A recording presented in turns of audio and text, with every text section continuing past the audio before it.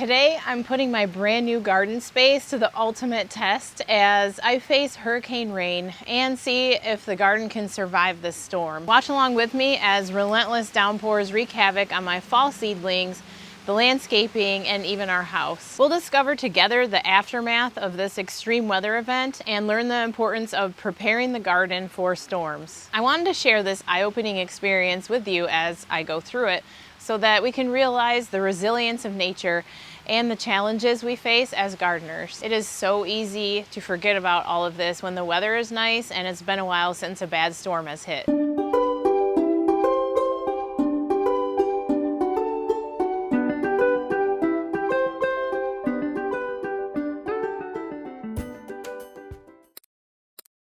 Today's Thursday, September 26th, and I plan to publish this video tomorrow as long as we still have power and internet. The Greenville-Spartanburg National Weather Service has just released an urgent message regarding Hurricane Helene.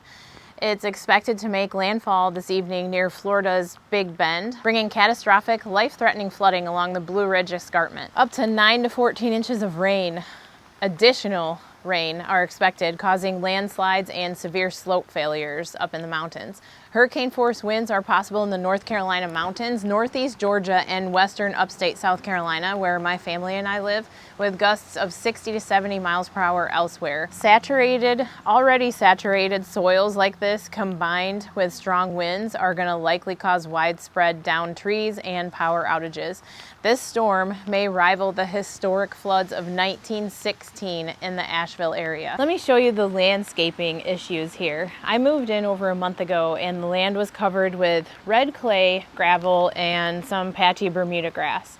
I decided to cover that with cardboard and mulch to create a healthier ecosystem around my raised garden beds. I filled my raised beds as usual, but when it rained lightly, I noticed, some small puddles, so I rushed to lay more mulch down before the heavy rain arrived. A key lesson learned. I did not realize that the yard slopes ever so slightly towards the house until it was way too late. On Tuesday night, now it is Thursday afternoon, we had random thunderstorms that dumped over 5 inches of rain in just 2 hours. Earlier that evening, I had spread mulch around my garden beds, expecting impacts from the hurricane later on in the week. Around 10 p.m., I noticed water flowing into the house through the sliding door. I remembered that ServPro offered 24-hour emergency service and called them for help. So they came out, removed the 6+ inches of water inside and outside from the patio, and then set up dehumidifiers and fans. Since then, we've had more rain and I'm still dealing with standing water. Thankfully, quick dam bags are holding up and blocking more water from entering the house. This morning, a landscape expert came over and dug some relief trenches, which have helped a bit, but the rain has just been excessive and the water pretty much has no place to go. Because of previously dry and compacted clay soil prior to this rain arriving, the water just kind of rolls right off as if it's rolling off of concrete, and then it will land wherever it can puddle up. I have a sinking feeling that I'm probably going to have to call ServPro again to come back tonight to pump more water out, especially with this excessive rain in addition to what we've already had predicted over the next 24 hours. I'm just not comfortable using an electric pump myself, and if we lose power, that's going to be useless anyways. Raised beds have been an absolute lifesaver. While our native clay soil is terrible for growing, the raised beds filled with organic, well-draining soil allow plants to thrive during great weather and during storms. During these rains, these raised beds have held up wonderfully and the plants are up and away from the flooding that's occurring. However, the soil mix that I used this time has more clay than I'd like and wasn't as high quality as usual, probably because I bought it at the end of the summer season. So it's not really draining as well as my raised beds have in the past. I am going to be working really hard this fall and winter to amend it like crazy for next spring. Mulch plays a huge role in protecting the garden, whether during storms or during calm weather. I mulched around the garden beds, but I didn't do much for my fall seedlings. I wish I would have spent more time mulching around these plants than I did, around the garden beds, but I just didn't, and I ran out of time before it started pouring. Pine straw is my go-to for mulch in the raised beds usually because it stays in place and it helps protect the soil and the plants. While some damage is unavoidable in storms, mulch helps absorb excess water and can help prevent major losses. I put finer shredded hardwood mulch around my beds, and I'm planning on adding the chipped tree material on top to further prevent weeds over time. And I'm hoping that eventually this is going to be a thriving ecosystem with healthy soil, and then eventually maybe even I could plant things in the ground surrounding my raised beds. This morning the landscape designer recommended installing drains to divert water since we get torrential downpours pretty often in our area. This would likely prevent the need for regrading this whole entire area, and I may also add a gravel path between my garden beds to help drain the water better. This project is obviously a work in progress, especially with the current storm putting everything to the test. We've also installed flex drain pipes to direct water away from the house and the garden, but I think he mentioned that the drains, maybe put one in the middle area here and then back by the patio, and that should help take care of a lot of the standing water that happens when it rains. And of course this is a historic flood event, but in the event that we get 5 inches of rain over a few hours, which does happen quite often here, then we should be able to prevent what's happening right now. Well, here's how the fall seedlings are doing. These are the carrots, and they are struggling, as you can see, due to the soil not being as loose as I would have liked, and this bed is not draining as well because of the higher clay content in the garden soil itself. I will probably end up replacing them with lettuce for the winter, and the beets haven't germinated that well for the same reason as the carrots, but the radishes do look great, and the broccoli and the lettuce are growing, but they've kind of taken a beating from the rain. If the lettuce doesn't survive, which I think it's going to bounce back and survive, but I guess we kind of have to see how, if we do get an additional 10 inches of rain, what's going to happen. But anyways, I'll replant it since it grows back quickly, and if I were to direct sow lettuce tomorrow, I would probably have some to harvest in a little over a month. So I'm gonna try to stay positive about that. The peas, they're doing really well, but they're not quite ready for the trellis yet, and hopefully they can withstand the rain too. I'm gonna be back out here when the rain really starts to pour again, even if it's at night, because I really wanna show you guys what it looks like out here, and we'll find out together how this garden stands up to the storm. I'm going to show you the aftermath at the end of this video as well. As we speak, my brother is in the eye of Hurricane Helene, about 430 miles from here, and it's absolutely crazy there right now. Oh, sparks over there. Oh! Oh! You hear that? Yes! We got zapped. Whoa! There's actually a little bit of a lull in the rain right now. It's just kind of sprinkling, and that's for the first time pretty much all day, but that's kind of how these outer bands happen. It's just kind of crazy that the hurricane is making landfall 430 miles from here, and we are feeling the effects of that. Easterly winds unimpeded, just ripping. The water is still inching up towards the door, but it's not, I think we're kind of out of the woods unless we get some absolutely crazy rain between now and when the storm passes. I think we're out of the woods as far as it getting up into the house, but we can kind of take a walk down into the garden to see what it looks like.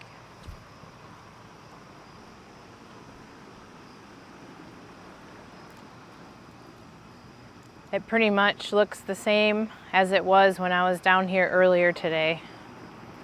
There's still water in this trench here. But whenever the rain kind of lets up, the water doesn't look quite as intimidating, I guess. But it's also dark outside.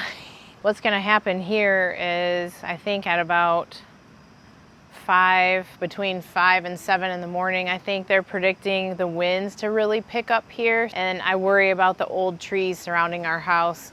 But I don't think these raised beds are going anywhere unless one of these trees were to fall on them. There's a big tree right here, and if that were to go down, that would obviously be catastrophic for this garden area. Let's hope that doesn't happen. There's a little toad right by the garden bed, by this mushroom. That's so cool. Look at that salamander. We hardly ever see salamanders like this. I'm glad we came out here to check out everything out in the garden. So cool to see all these little animals out and about, loving this weather right now. Oh, yeah. I don't think it damaged anything, it's just there. How are we gonna get that over our yard? Well,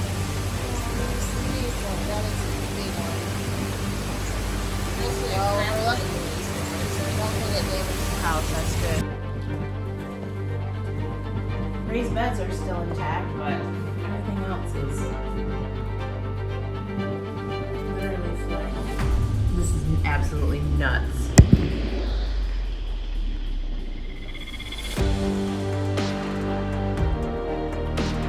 We have one tree down, there could be another tree down, but that one's the one I'm concerned about. So I'm gonna get everybody moved over to the other side of the house just in case that one comes down. Definitely much fuller. It is like, this is moving too, but yeah, this is Well, bad. Surf Pro is definitely nasty fun. Well, yeah, I don't know if they're gonna safely be able to get here anytime soon. Oh, this is worse. We gotta get like our stuff in now. What is that noise? Oh, whoa! The sump pump is getting backed up now because there's no power.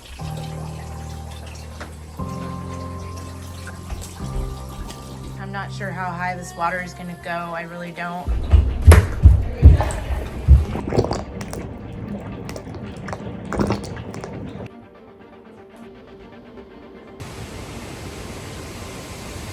All right, I'm taking a walk out here. It's still really gusty wind, so I'm gonna be careful. The eye is over Knoxville, so hopefully this is gonna be moving out of here soon. This is what the garden area looks like, just lots of water. The basement is obviously flooded, unfortunately, which really stinks. We just moved in a little over a month ago. I can't even really think about that right now. The important thing is everybody's safe. It could always be worse. Here's the tree that came down. I don't think it damaged the house, thankfully, but it was very close, very close. I don't even like being under these trees. Probably not a smart thing. I'm gonna move on out of here. Of course, the raised beds are still standing and the plants, looks like the radishes are okay and the lettuce is okay, but I'm not sure about everything else. It's pretty trampled.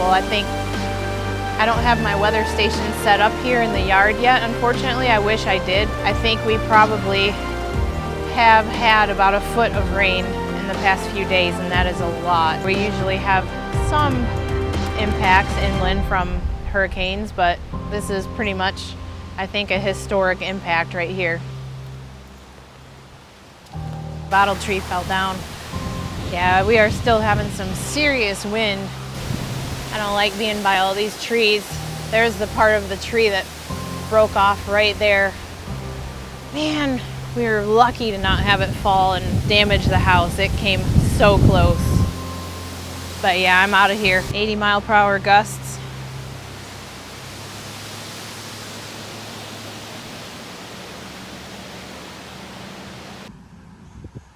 It's Saturday morning and we're just getting our phone service back, and we're starting to hear about the absolute devastation caused by this storm. Even 45 miles north of here, complete towns have been destroyed and so many people have lost their lives. Here in upstate South Carolina, almost everybody in our county is out of power and trees are down and roads have been impassable, but at the end of the day, we consider ourselves fortunate that we're alive, and we did have flooding in our house and the garden is a mess, but you know what? We're okay, we're alive. A tree fell down, but it didn't fall down on top of the house while we were inside. It just goes to show though that even though we're pretty far inland, storms like this still can affect us, and hopefully this is a historic one and it's not going to repeat itself anytime soon. But yeah, it's definitely a reminder that it's definitely a reminder though that even though you're inland, you kind of still have to stay on guard. Nothing compared to the storm surge that the coast has, but wind and flooding rains still can cause a threat to lives and property, absolutely. If the storm is just too big and it just dumps too much rain, no matter how many preparations you take in your garden, it still can be totally wiped away. I'm very grateful that our garden, even though it's a mess, it's still here. These raised beds did just fine in the wind and rain. There were some branches that fell down but did not damage the beds. Some of the plants are okay. Some of the plants are kind of trampled and I'll have to replant other things, but all in all, everything is still looking pretty good. We've only lived here for a little bit over a month, so I definitely have some work to do here trying to analyze the grade of the yard, and I'm probably gonna have to ask some professionals about this and, you know, installing some drains and maybe redoing some of the grading of the yard to try to prevent some of the flooding, some of the water from going towards the house. Maybe consider getting a generator because the sump pump couldn't work when the power went out, and maybe that was part of the reason why we had flooding downstairs. We had about 6 inches of standing water downstairs, and we noticed it right away, so I was able to lift some of our more important items up higher, and there are people right nearby who have lost their whole entire property and home, so I'm grateful that that did not happen here. But there are always things like that in your garden that you can consider in case you do have bad flooding, like drains and the grading of the yard. Mulch definitely helps soak up water, no doubt, in raised beds and surrounding the raised beds. A lot of that washed away and we had to dig the relief trenches in, but you know what, that can be repaired, so that's not too big of a deal. So we're just going to continue with the cleanup. There are tons of branches and that tree up against the house, and you know, lots of debris all over the yard that we're just going to continue to clean up and maybe save some of the branches to put in the bottom of future raised beds. So I guess that's not too terrible of a thing, but I definitely recommend raised beds for the win for sure, because with a foot of rain, I still have plants that are actually thriving in these raised beds. They drained well, they were up off of the ground, so the water never got this high. I've got 17-inch high raised beds here. Our winds got up to 90+ miles per hour, and of course these raised beds were just fine, and the trellis was just fine. So unless you have a big tree or a big branch falling on your raised beds to damage the sides, I would say that they are going to stand up to big storms. As we reflect on the impact of torrential rains on our gardens, it's essential to remember the importance of preparation and resilience. By taking proactive steps to protect our gardens and embracing, I think that's the key there, is embracing the uncertainty of nature, we can minimize the damage and help our gardens thrive, even in the face of adversity like this. Mulching is a great protective measure, as well as really analyzing the terrain and being proactive about diverting water when it rains heavily. If you've experienced the devastating impact of storms on your garden, I'd love to hear your story in the comments below. Thanks so much for watching, and I'll see you in the next video, where I'm planning to show you more details about how I moved these raised beds from my old location and how I created this space from scratch, including the updates I'm having to incorporate because of the slightly sloped terrain and of course this storm. I'm also going to be building a portable greenhouse in the near future, so stay tuned.